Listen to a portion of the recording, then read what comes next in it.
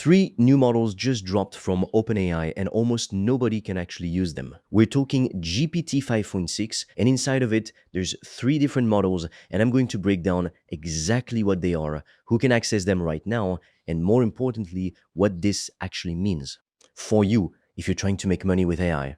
Because there's a bigger lesson hiding in this story than just another model launch. I'm the AI voice clone of Fred. He runs an AI powered online course business and he makes videos on the latest AI news so you're always up to date. If you want to learn how Fred made over 5 grand in 48 hours, he's made a free course, link in description. You can also book a free one-to-one call with Fred or a member of the team and we'll give you a custom step-by-step roadmap for you to get to $10,000 a month and more using AI. Spots are limited. So here's what happened. GPT 5.6 just got announced and it's not one model, it's free. You've got Soul, which is the frontier model, the most powerful one. You've got Terra, which is the balanced everyday model most people would actually use. And then you've got Luna, which is the fast, cheap model built for high volume work. Think automated tasks running over and over again. And honestly, this naming setup makes a lot more sense than what OpenAI had before, because right now you've got GPT-5, GPT-5 Instant, and Pro, and it's confusing as hell. This new setup is way easier to understand. Powerful model for hard problems, balanced model for daily work, cheap model for volume. But here's the catch, and this is the part that matters. You can't touch it. This is a limited preview, and reportedly it's only available to a small number of partner organizations through specific access channels, and apparently at the request of the US government. So the most capable model out right now, the one beating other top models on certain benchmarks, is sitting behind a wall that basically nobody can get through. And general access is supposedly coming in the next few weeks, but that's not locked in. That's just what they're saying right now. Now, if you look at the numbers, Soul is scoring extremely high on tests like Terminal Bench, which basically measures how well a model can handle real multi-step command line and agent work. That's genuinely impressive on paper. But here's the thing I always tell you, benchmarks and reality are two different things. You can have a model that crushes a leaderboard and then underperforms the second you actually put it to work on something real. So until people can actually get their hands on this thing and run it through real tasks, all of this is still theoretical, and look, this is becoming a pattern. A new flagship model gets announced, the benchmarks get posted everywhere, everyone gets excited, and then it turns out almost nobody can actually access it. We've seen this exact situation play out before with other top tier models that got hyped up and then pulled back or restricted to specific regions or specific users. So if you're someone trying to build a business around AI tools, you cannot build your entire strategy around a model you might not even get to use. And here's the real takeaway from all of this. It doesn't matter which model is on top this week. I'm serious.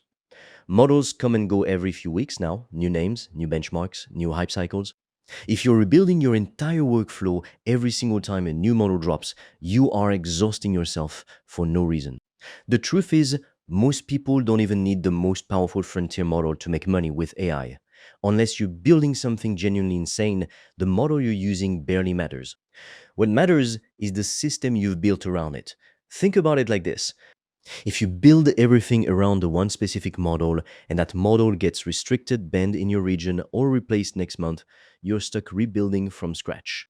But if you build a system where the model is just one swappable piece, it genuinely does not matter what gets announced next. New model comes out, you plug it in. Old model gets taken away, you swap it out. That's the difference between people who panic every time there's an AI news headline and people who just keep working like nothing happened. So here's where I land on all of this. GPT 5.6 with Soul, Terra, and Luna is a real legitimate update, and it's worth knowing about because it shows you where things are heading. More specialized models, more options for power versus cost versus speed, but the actual headline for you isn't which model wins this week. It's that the businesses and creators who build flexible systems, ones that don't depend on any single model staying on top forever, are the ones who keep moving forward no matter what gets announced, restricted, or pulled next. So next time you see a headline like this, a new frontier model, a new benchmark chart, a new model that supposedly beats everything else, you don't need to panic and you don't need to rebuild your whole workflow. Ask yourself one question. Does my system depend on this one specific model, or can I just swap it in if I ever get access? Because the people chasing every single new model release are going to burn themselves out. And the people who build something that doesn't care which model is on top this week, those are the ones still standing 6 months from now, still making money while everyone else is busy migrating their setup again. If you're serious about making money online with AI digital products, I made a 100% free course that shows you exactly how I do that, step by step, click by click, so you can just copy me. It's completely free and you can get it by clicking on the link in the description of this video. And if you want deeper guidance from me, you can also apply to book a free one-on-one call. On that call, I will give you a customized roadmap for you to start making money with an AI digital product. No previous experience needed. Spots fill up fast, so book yours now. All the links are in the description below this video.